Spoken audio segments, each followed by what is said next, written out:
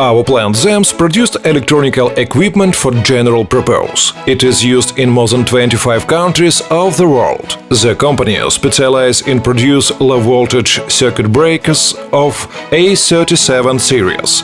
They are designed for current from 16 to 630 ampere. Such circuit breakers are used in control and protection system of industrial equipment in metallurgy, car building, commercial and civil fleet, oil and gas industry, mining, thermal and nuclear power plants, machine building plants. Circuit breakers of A37 series have some advantage in comparison to foreign analogs. High performance, quality of material used, competitive price. A serial production of circuit breakers is organized at the enterprise. Our high-quality staff develops and manufactures products according to individual orders. We also have a metrological base.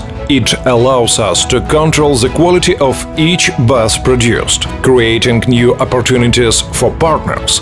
We grow with them.